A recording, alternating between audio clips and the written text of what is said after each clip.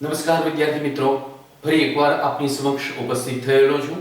ધોરણ 10 unit number 2 ની વાત આપણે કરી રહ્યા છીએ અને તેના અનુસંધાને અત્યાર સુધીમાં 3 ભાગ સુધીની વાત આપણે કરી લીધેલી છે.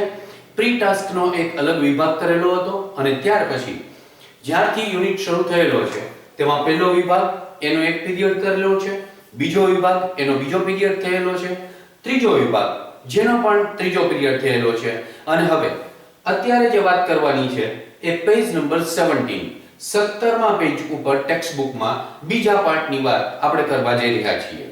આપની પાસે ટેક્સ્ટ બુક હોવી જોઈએ તો આપને અભ્યાસ કરવામાં વધુ સાનુકૂળતા અને સરળતા રહેશે. આગળ વધીએ આપણે આપણા યુનિટની વાત કરીએ. ચોથા પાર્ટની વાત હવે કરવા જઈ રહ્યા છીએ. Soon after his arrest એટલે કે પ્રેમ ચોપરાની ધરપકડ થયા પછી Soon after his arrest, Prem Chopra was released on bail until the court hearing. પ્રેમ ચોપરાની ધરપકડ તો કરવામાં આવી, પરંતુ એને બેલ ઉપર છોડી મૂકવામાં આવ્યો. ક્યાં સુધી? તો કે until the court hearing. જ્યાં સુધી કોર્ટનું હિયરિંગ ન થાય, એટલે કે કેસ બોર્ડ ઉપર ન આવે, એટલે કેસ ચાલે ને એ કોર્ટમાં જ્યારે આવે ત્યારે કેસ ચાલવાનું શરૂ થાય અને બોર્ડ ઉપર આવ્યો કહેવાય કેસ, તો એ કેસ બોર્ડ ઉપર ન આવે ત્યાં સુધી એને મુક્ત રાખવાનો નક્કી કરવામાં આવ્યું. જો એ કોર્ટમાંથી થતી પ્રક્રિયા છે આખી. વાક્ય મૂકવામાં આવેલું છે પ્રેમ ચોપરા વોઝ રિલીઝડ. ચોપરા નહીં લખેલું હોય, હું બોલીશ ખરા. Prem was released on bail until the court hearing. આમાં અગાઉ પણ કીધેલું છે તમને, till આવે, until આવે, before આવે, after આવે, when આવે, while આવે, as soon as આવે અને no sooner than આવે. તો આવા પ્રકારની જે વાક્ય રચનાઓ હોય એ એક્સપ્રેસિંગ ટાઈમ ની વાક્ય રચના કે શોવિંગ ટાઈમ ની વાક્ય રચના કહેવામાં આવે. તો આ વાક્ય પણ એવા જ પ્રકારનું છે અને એટલા માટે એક્સપ્રેસિંગ ટાઈમ નું વાક્ય એ બને છે. None of the stolen articles were recovered from his house. To steal, અહીંયા લખેલો છે સ્પેલિંગ STEAL. સ્ટીલ એટલે ચોરવું. એનું ભૂતકાળનું રૂપ થશે STOLE, સ્ટોલ, અને ભૂતકૃદંતનું રૂપ સ્ટોલન, જે આપણી ટેક્સ્ટ બુકમાં અહીંયા છાપવામાં આવેલું છે. None of the stolen articles એ ભૂતકૃદંતનું રૂપ છે, એડજેક્ટિવ તરીકે વપરાયેલું છે. એટલે કે ચોરાયેલા એક પણ વસ્તુઓ, સાધન સામગ્રીમાંથી કશું જ પણ were recovered from his house, એના ઘરેથી કશું જ પણ પ્રાપ્ત થયું નહીં. He had cleverly disposed them off through his gang. એની જે ગેંગ હતી, ગેંગ એટલે ટોળકી, એવી ટોળકી ના જે સભ્યો હતા એને આપી દીધેલું, જેને કારણે એને ટુ ડિસ્પોઝ એટલે નાશ કરવો, દૂર કરી દીધું, ત્યાંથી હટાવી દીધું, જેથી કરીને તેના ઘર ઉપર પોલીસે જ્યારે રેડ પાડી ત્યારે પોલીસને કશું જ પણ પ્રાપ્ત થયું નહીં. ટુ ડિસ્પોઝ એટલે નાશ કરવો, ડિસ્પોઝડ રેગ્યુલર વર્બ છે એટલે માત્ર ડી લાગશે, ભૂતકાળ ભૂતકૃદંત થશે PT PP. હવે તમને ખબર પડી ગઈ. PT એટલે પાસ્ટ ટેન્સ ભૂતકાળ કહેવાય અને PP એટલે પાસ્ટ પાર્ટિસિપલ ભૂતકૃદંત કહેવાય. સાથે જ આપણે એ સમજતું જવાય અને શીખતું જવાય. જો હવે એના અનુસંધાને એક વાક્ય પણ અહીંયા આપણી સામે મૂકવામાં આવેલું છે. He had cleverly disposed them. બે વસ્તુ એમાં આપણે કરવાની છે. એક છે cleverly, નીચે લીટી કરેલી છે લાલ શાહીથી, તો લાલ રંગ સાથે cleverly મૂકવામાં આવેલું છે. હવે એ જવાબમાં જોઈએ છીએ તો પ્રશ્ન કેવી રીતે બને? જ્યારે એડ વર્બ જવાબની અંદર આપણે આપવાનો હોય એવા સમયે એ વાક્યનો પ્રશ્ન હાઉ થી બનશે. એટલે હાઉ વાક્ય પૂર્ણ ભૂતકાળનું છે એટલે how had he disposed them. ફરીવાર સમજો, how had he disposed them. જવાબની અંદર આવે cleverly. હવે એ જ વાક્યની અંદર આપણે ચેન્જ ધ વોઇસ પણ કરવું છે. પૂર્ણ ભૂતકાળની વાક્ય રચના છે અને એ વાક્ય રચનાની અંદર આપણે ચેન્જ ધ વોઇસ કરવા માંગીએ છીએ. તો કેવી રીતના બને છે ચેન્જ ધ વોઇસ? જો વાક્યની અંદર હી કર્તા છે, હેડ ક્લેવરલી ડિસ્પોઝડ આખો ભાગ જે છે ઈ ક્રિયાપદનો રાખી દઈએ અને ધેમ એ કર્મ છે. કર્મને કર્તાના સ્થાને લઈ આવીએ તો કર્મને કર્તાના સ્થાને લઈ આવીએ એટલે ધેમ માંથી કર્તા થઈ ગયું. they had adverb off frequency તરીકે ક્લેવરલી આવેલું છે એટલે એનું સ્થાન ત્યાં ત્યાં પાછું વચ્ચે મૂકવાનું. ક્લેવરલી બીન ડિસ્પોઝડ પૂર્ણ કાળની વાક્ય રચના હોય. આગળના પીરિયડમાં પણ જણાવેલું હતું કે પૂર્ણ કાળની વાક્ય રચના હોય એનું પેસિવ કરતા હોઈએ તો બીન મૂકવાનું હોય. એટલે બીન જે તે ક્રિયાપદનું ભૂતકૃદનનું રૂપ તો અહીંયા આપણી પાસે તૈયાર જ છે કારણ કે આ ભૂતકૃદનનું જ રૂપ છે, પૂર્ણ ભૂતકાળ છે એટલા માટે. disposed by he ની કર્મ વિભક્તિનું રૂપ him થઈ ગયું વાક્ય. એટલે આખું વાક્ય બન્યું they had cleverly been disposed by him. તેણે બુદ્ધિપૂર્વક અને બહુ ચતુરાઈપૂર્વક આ તમામ વસ્તુઓ જે હતી એ એની ગેંગ દ્વારા દૂર કરાવી દીધેલી હતી. In the court he denied all the charges. To deny એટલે ના પાડવી. D E N Y. To deny એટલે અવગણવું, ના પાડવી, ઘસીને ના પાડી દે ને જેને, એમાં y નો i થઈને ed થયો છે.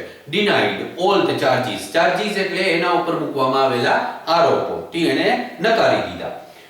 Someone else seems to have tampered with Ram Singh 070's program.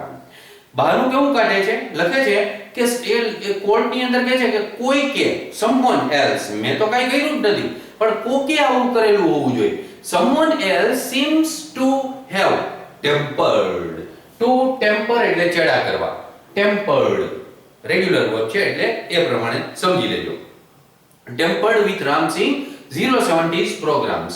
હવે એ અહીંયા લખવામાં આવેલું છે he argued someone else seems to have tampered with Ram Singh's program. બરાબર, પ્રોગ્રામના બે રીતના સ્પેલિંગ એક્સેપ્ટેબલ છે. એક જે આ પ્રકારનો સ્પેલિંગ જે મૂળભૂત સ્પેલિંગ છે એ, અને હવે પછી PROGRAM કે જે તમે કોમ્પ્યુટરની અંદર જોતા હો છો એ બંને સાચા જ સ્પેલિંગ છે, બંને એક્સેપ્ટેબલ છે. અહીંયા આપણે આવો સ્પેલિંગ કરેલો છે. હવે એનું ઇનડાયરેક્ટ કરીએ છીએ. he argued સંયોજક તરીકે વિધાન સ્વરૂપનું વાક્ય છે એટલે that મૂક્યું, someone નું someone else નું else, સાદો વર્તમાન કાળ ઇનડાયરેક્ટ ની અંદર ફેરવીએ એટલે સાદા ભૂતકાળની અંદર ફરે એટલે seemed to have tampered with Ram Singh's program. તો આવી રીતના એનું ઇનડાયરેક્ટ માં રૂપાંતર કરવામાં આવે છે. to પછી have નું મૂળ રૂપ જ આવે એટલે જેમનું તેમ મૂકવામાં આવેલું છે. to have tempered માં કોઈ કાળનો ફેરફાર નહીં થાય કારણ કે આગળ to મૂકવામાં આવેલું છે એટલે એ સામાન્ય કૃદંત બને છે એટલા માટે. કોઈ કે એની સાથે ચેડા કરેલા છે, એના પ્રોગ્રામમાં કંઈક ચેડા કરેલા છે. The police found me at home. અને સાચી વાત છે કે એને કોર્ટમાં કીધું કે હું તો મારે ઘરેથી મને પોલીસે પકડેલો છે. તો આ રીતે કોર્ટની અંદર એ પોતાના એક્સક્યુઝીસ બહાનાઓ જે છે એ રજૂ કરે છે. Counsel Goyal cleared his throat. Counsel Goyal હવે એટલે કે જે વકીલ છે, એડવોકેટ છે, એ આવે છે કોર્ટની અંદર અને પોતે ખોખારો ખાઈ અને પછી રીચડ ક્લોઝર ટુ ધ જજ. જજની પાસે નજીક જઈને કહે છે considering mister Chopra's explanation. Mister ચોપરાએ જે કાંઈ વાત રજૂ કરેલી છે એને જો આપણે મધ્ય નજર રાખીએ, આવું હિન્દી ફિલ્મની અંદર આપણે આ શબ્દ ઘણી બધી વાર સાંભળતા હોય, અહીંયા ધ્યાને રાખીએ તો આપણે considering mister Chopra's explanation and the happening of the last few days, અને છેલ્લા કેટલાક દિવસોમાં જે કંઈ ઘટનાઓ ઘટેલી છે, બનાવો બનેલા છે એને જો ધ્યાન ઉપર લઈએ તો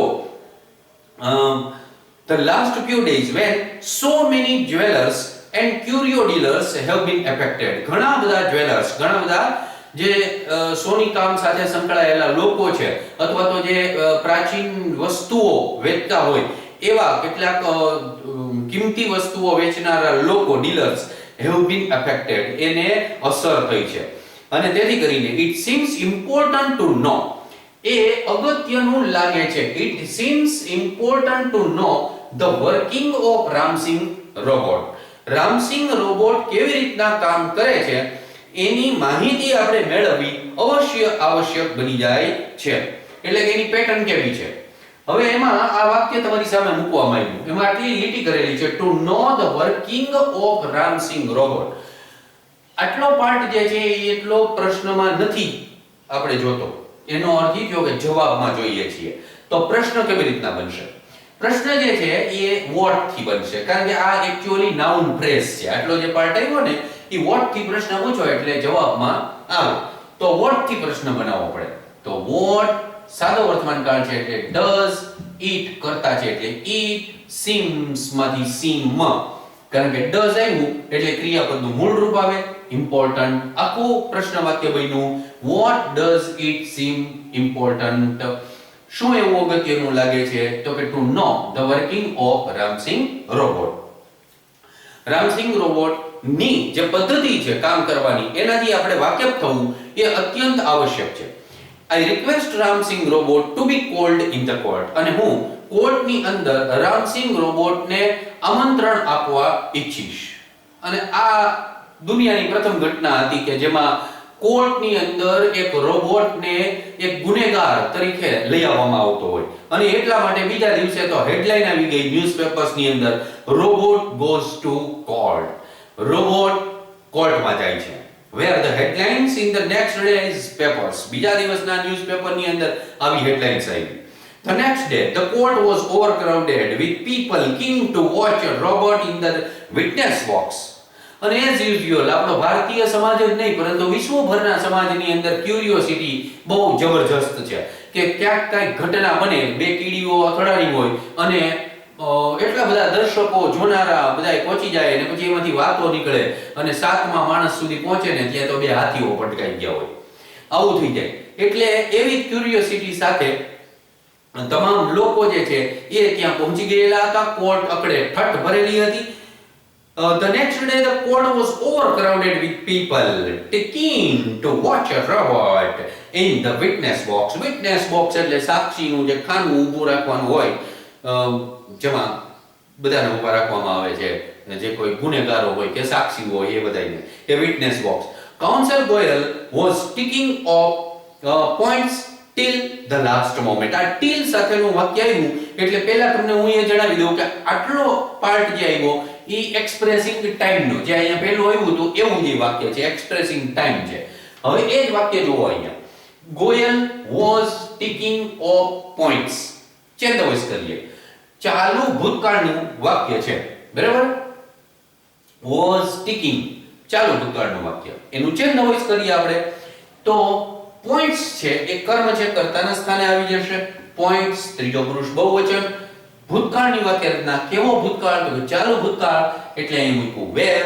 પોઈન્ટ્સ વેર બીઇંગ, ચાલુ કાળ આવે એટલે બીઈ, બી નું આઈએનજી વાળું રૂપ એટલે બીઇંગ, જે તે ક્રિયાપદનું ભૂતકૃદનનું રૂપ એટલે ટિક્ડ ઓફ બાય ગોયલ નું, ગોયલ જેમ છે એમ નામ જ મૂકી દીધું, કર્તાના સ્થાનેથી એ કર્મના સ્થાને પહોંચ્યું. Counsel Goyal was ticking off points till the last moment. He appeared confident and crisp. Keen, લાગુ, આતુર હોવું, crisp. હમણાં શબ્દ આપણે crispy, કુરકુરિયા ખાતા હોય ને એની અંદર આમ crispy હોય, પણ એ crisp અહીંયા નથી. અહીંયા crisp છે ચપળ. કાઉન્સલ ગોયલ પણ આત્મવિશ્વાસથી સભર હતા અને ચપળ હતા કોર્ટની અંદર કેસ લડવા માટે. He appeared confident and crisp, but so was Prem Chopra. But so was Prem Chopra. આવું પાછું મૂકવામાં આવ્યું ને એ પાછું એનો કોન્ટ્રાસ્ટ ભાવ રજૂ કરે એટલે આવા વાક્યને ફંક્શનની દ્રષ્ટિએ શોવિંગ કોન્ટ્રાસ્ટનું વાક્ય કહેવાય. Never would this machine man betray his master. To betray એટલે દગો કરવો. B E T R A Y. To betray એટલે દગો કરવો. y જમનો તેમજ રહેશે અને ઈડી લાગશે કારણ કે y ની આગળ સ્વર મૂકવામાં આવેલો છે એટલે સ્વર છે એટલે ઈડી રેગ્યુલર વર્બની માફક જેમ લાગતું હોય એમ જ લાગે. તો એને ખબર હતી પ્રેમ ચોપરાને કે ક્યારેય પણ આવો મશીન મેન જે છે એ પોતાના માલિકને દગો કરે નહીં. The proceeding began and Ram Singh 070 appeared in the witness box. આ વાક્યને શું કહેવાય? The proceeding began and Ram Singh 070 appeared in the witness box. આવા પ્રકાર આ પ્રક્રિયા બતાવે છે, આખી પ્રક્રિયા પ્રોસેસને રજૂ કરે છે અને એટલા માટે આ પ્રકારના વાક્યને કહેવામાં આવે છે શોવિંગ પ્રોસેસ. પ્રક્રિયાને રજૂ કરતું હોય એવું આ વાક્ય કહેવાય. Your Honor, આગળ વધીએ. Your Honor, Counsel Goyal said, I am told by super robots that the memory tape designed in these types of robots contains information of previous week. Counsel Goyal જે છે એટલે કે વકીલ ગોયલ જે છે એ માહિતી આપતા કહે છે યોર ઓનર. કોર્ટની અંદર જે જજ બેઠેલા હોય એને આપણે કરવાનું હોય છે યોર ઓનર એવું સંબોધન. એટલે યોર ઓનર. કાઉન્સલ ગોયલ આગળ વાત કરે છે કે આઈ એમ ટોલ્ડ, સાદા વર્તમાન કાળનું પેસિવ વોઇસનું વાક્ય છે, મને કહેવામાં આવેલું છે બાય સુપર રોબોટ્સ દ્વારા કહેવામાં આવેલું છે that the memory tape designed in these types of robots, આવા પ્રકારના રોબોટ્સની અંદર જે મેમરી ટેપ હોય છે, જે યાદ શક્તિ હોય છે, એની જેટલી યાદ રાખી શકવાની ક્ષમતા હોય છે, એ designed in these types of robots contains information of the previous week. એક અઠવાડિયાની માહિતી એની અંદર સંગ્રહિત થઈને રહે છે. પછી પાછું નવું જે કાંઈ આવે તો એક દિવસનું જૂનું હોય એ વયું જાય. આવી એની મેમરી ટેપ છે. તો કોર્ટની અંદર જજે પાછી સામે પ્રતિદલીલ કરતા કીધું but the case started a Fortnite after the incident. પણ આ કેસ શરૂ જ 15 દિવસ પછી થયો છે. તો the needed information must be wiped out. તો જે માહિતી એની અંદર મૂકવામાં આવેલી છે એ તો અચૂકપણે ભૂસાઈ જ ગયેલી હોવી જોઈએ. ટુ વાઇપ આઉટ એટલે ભૂસાઈ જવું.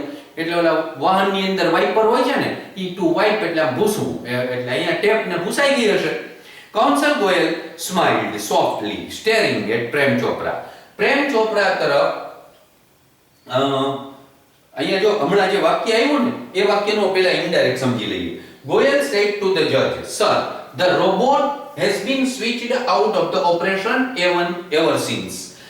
ઇનડાયરેક્ટ ની અંદર આ વાક્યને આપણે ફેરવીએ છીએ. જો આવે છે એના તરફ સ્માઈલ કરે છે અને પછી પ્રેમ ચોપરાની સામે જોઈને એ કહે છે. હવે એ વાક્ય અહીંયા એનું ઇનડાયરેક્ટ ગોયલ ઇન્ફોર્મ્ડ ધ જજ, માહિતી પૂરી પાડે છે એટલે રિપોર્ટિંગ વર્બ આપણે વાપરેલું છે ઇન્ફોર્મ્ડ. ઇન્ફોર્મ ધ જજ with honour. Sir subject sir વાપરવામાં આવેલું છે સંબોધન અને એટલા માટે જજ છે એટલે ઓનર શબ્દ વાપરીએ આપણે with honour that the robot has been છે એનું રૂપાંતર થઈ ગયું had been. has been પૂર્ણ વર્તમાન કાળ છે, એનું પેસિવ વોઇસ છે, એનું આપણે પૂર્ણ ભૂતકાળમાં પેસિવ કરીએ એટલે has નું had થાય, બાકી કઈ ફેરફાર ન થાય. had been switched out of operation ever since. બિલકુલ સહેલું છે, અઘરું નથી. ધ્યાન આપીને સમજીએ એટલે આવડી જાય. જ્યારથી આ ઘટના બનેલી છે ત્યારથી રોબોટ જે છે એને સ્વિચ ઓફ કરી દેવામાં આવેલો છે. એટલે એની જે મેમરી હતી એ જેમની તેમ એની અંદર સચવાઈ ગયેલી છે. જો એ વર્કિંગ મોડમાં રહેલો હોત રોબોટ તો 15 દિવસમાં તો આખી બધી મેમરીઓ નવી આવી ગઈ હોત. પણ એવું થયું નથી, એ સ્વિચ ઓફ છે. પ્રેમ ચોપરા's face fell. પ્રેમ ચોપરાનો ચહેરો તરત જ બિચારાનો પડી ગયો. But he was confident. પાછો જો કોન્ટ્રાસ્ટ ભાવ રજૂ કર્યો, વિરોધ ભાવ. પણ એ આત્મવિશ્વાસુ તો હતો. કેમ? તો કે Ramsinh 070 would obey his master. એને ખબર હતી કે રામસિંહ 070 એ માત્ર ને માત્ર એના માલિકનો જ માને, બીજા કોઈનું કઈ માનવાનો નહોતો. એટલા માટે the secrets were sealed. અને એને અગાઉ જ કીધેલું હતું ટોપ સિક્રેટ એમ કરીને આગળના ભાગમાં કે આ વાત કોઈને કહેવાની નથી. It is very confidential. એટલે રોબોટ કોઈને કહેવાનો નથી એની એને પૂરેપૂરી ખાતરી હતી. You may continue order the જજ. જ્યારે જજને આ બાબતની ખબર પડી ગઈ કે એને સ્વિચ ઓફ થઈ ગયેલો રોબોટ છે અને એમાં મેમરી જેમની તેમ જ છે એટલે જજે કોર્ટની અંદર કેસ આગળ વધારવા માટેની અનુમતિ આપી. You may continue. જો આ ગિવિંગ પરમિશન નું વાક્ય કહેવાય. અહીંયા જગ્યા નથી એટલે મેં લખેલું નથી, પણ આપને ખ્યાલ હોવો જોઈએ કે યુ મે કન્ટિન્યુ એટલે અનુમતિ આપી. તમે ઈચ્છા પડે તો તમે કેસ આગળ વધારી શકો છો. તો ગિવિંગ પરમિશન નું આ વાક્ય કહેવાય. આ સાથે આ યુનિટનો આ જે ચોથો પાર્ટ છે એ અહીંયા પૂર્ણ થાય છે. એઝ યુઝ્યુઅલ દર વખતની માફક આપણે જેમ થોડી એક્સરસાઇઝ આપીએ છીએ, હોમવર્ક તમને આપીએ છીએ, એવું હોમવર્ક અહીંયા આપવામાં આવેલું છે. માત્ર 3 જ પ્રશ્ન તમારી સામે મૂકેલા છે આટલા પેરેગ્રાફમાંથી. Why was Prem Chopra released on bail? Gujarati કરી દો. શા માટે પ્રેમ ચોપરાને બેલ ઉપર મુક્ત કરવામાં આવ્યો? બીજું, what did Prem Chopra said in the court? કોર્ટની અંદર પ્રેમ ચોપરાએ શું કહ્યું? અને ત્રીજું, how was Prem Chopra in the court? અને કોર્ટમાં પ્રેમ ચોપરા કેવો હતો? આટલાના જવાબ તમારે લખી લેવાના. તમારા જે અંગ્રેજીના શિક્ષક હોય એને એ જવાબ બતાવી દેવાનો પ્રયત્ન કરજો અને વધારે સારી રીતે અભ્યાસ કરી શકો તો ખૂબ તમારું નામ રોશન થશે, તમારા માતા પિતાનું નામ રોશન થશે અને તમે જે શાળામાં અભ્યાસ કરતા હશો તેનું પણ નામ રોશન થશે. આ અભ્યાસ કરતા હોઈએ ગાળા દરમિયાન આપણને કોઈ પણ પ્રકારની તકલીફ પડતી હોય, અભ્યાસની અંદર કોઈ પ્રશ્ન કદાચ જોવામાં પ્રશ્ન થતો હશે, કદાચ સરખું નહીં દેખાતું હોય, એ પ્રોબ્લેમ ન મૂકતા, પણ અભ્યાસને લક્ષીને કોઈ પ્રોબ્લેમ હોય તો અહીંયા મારો મોબાઈલ નંબર 94 285 35 390 લખવામાં આવેલો છે.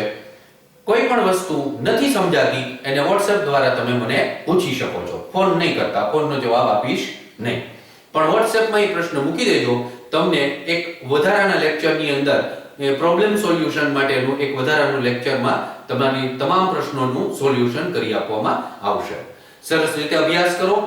ફરી પાછા 5મા પાર્ટમાં આ યુનિટમાં મળીએ છીએ. ત્યાં સુધી બધાને ઓલ ધ બેસ્ટ.